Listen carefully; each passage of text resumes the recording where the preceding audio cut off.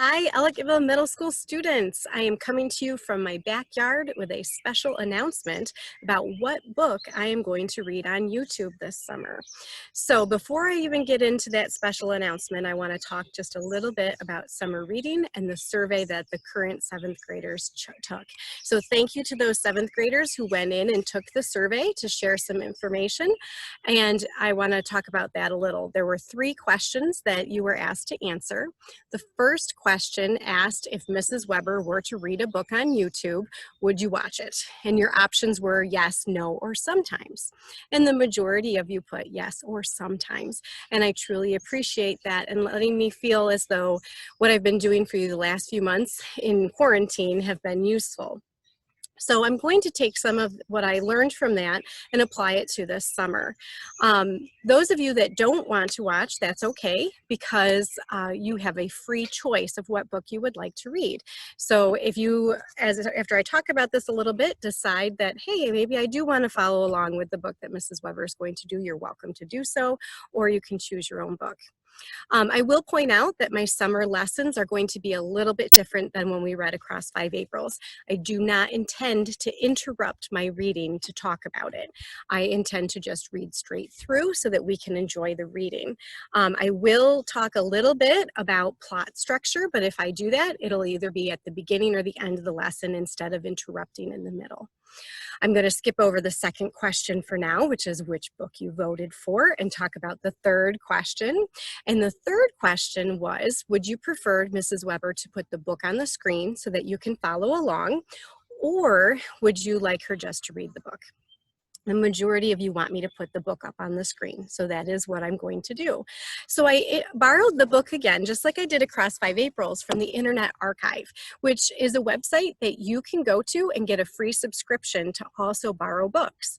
So if you decide that you're not going to read the same book as me and you want to do it on the computer or some other device, the Internet Archive rents out books, and there are also audiobooks, or any of the books that you get, it will read it to you as well, which is a little robotic sounding, but that is your choice as to how you wish to do that. There are plenty of other places out there. The Libby app through our own library allows you to borrow both books, and it allows you to borrow audiobooks, or perhaps you prefer, like I do, an actual paper copy. That's your choice. So now it's time for the big reveal. You had a choice of 5 different books. I am only going to show you the one book that you chose overall, and most of you had it as first or second, and that would be The Lion, the Witch, and the Wardrobe by C.S. Lewis. This is book 1 of the Chronicles of Narnia. This allows you 2 choices for your summer writing assignment once you finish the book, and that would be either to write about the plot or to watch the movie. I know we own the movie. I know it's out there and available in other ways if you wish to watch the movie and do a compare and contrast.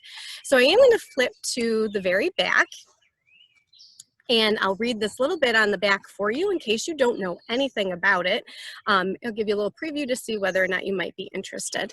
So I need to move a little closer. Since I'm outside, it's a little harder to see.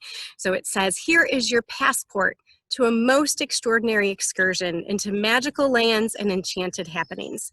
If you've never been to Narnia, you can enter it for the first time with any of the books below. So that doesn't tell you specifically about The Lion, the Witch, and the Wardrobe, but there are several books in this series, and it is a special magical land.